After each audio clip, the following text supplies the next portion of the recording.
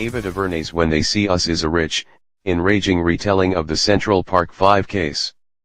The 4-part Netflix series is essential viewing to understand today's America. Every week, new original films debut on Netflix and other streaming services, often to much less fanfare than their big-screen counterparts. CinemaStream is Vox's series highlighting the most notable of these premieres, in an ongoing effort to keep interesting and easily accessible new films on your radar. When They See Us. The premise: Ava DuVernay, Selma, 13th, CO wrote and directed all 4 episodes of this limited series about the infamous Central Park 5, in which 5 boys ages 14 to 16, none of whom were white, were coerced into confessing to raping a jogger in 1989, then convicted of the crime in 1990. Niecy Nash, Michael K. Williams, John Leguizamo, Vera Farmiga, Felicity Huffman, and many others round out the extensive cast.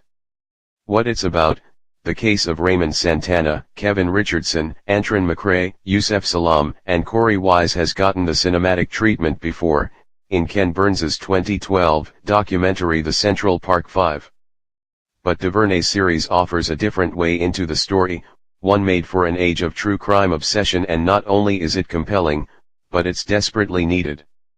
When They See Us tells the story in 4 parts, spanning decades. Before the title cards even appear in the first episode, the attack on Trisha Meili, who was jogging at night in New York City's Central Park, has happened.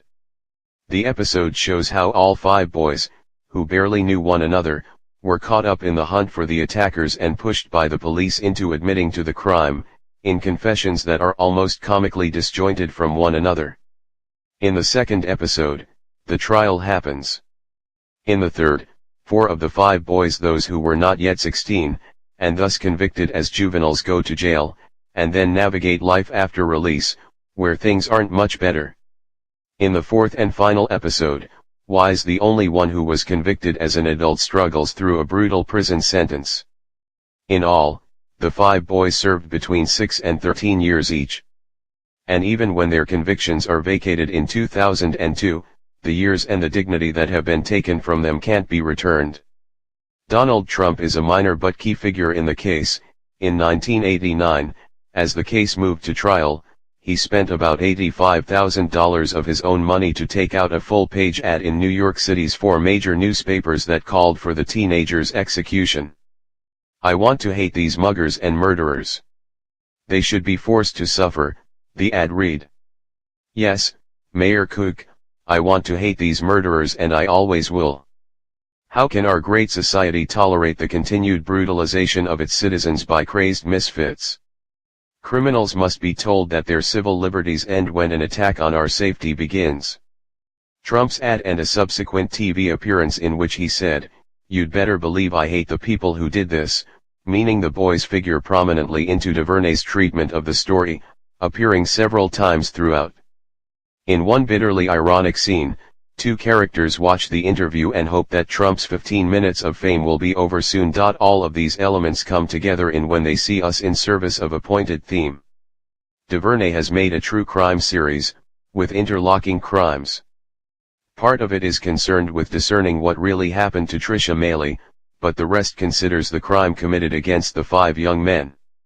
The criminal justice system is more committed to politics than the truth, and its master is plain, old-fashioned American racism. Critical reception: When They See Us currently has a score of 89 on Metacritic. The Hollywood Reporter's Daniel Feinberg praised the series, writing, "DuVernay, director and co-writer of every episode, approaches their story in ways that avoid typical triumph over adversity narrative tropes. She sometimes prioritizes the intellectual over the emotional, or intentionally leaves big gaps in time and perspective. But her choices never feel haphazard. The material mines profound outrage, and the note-perfect ensemble lends it heart.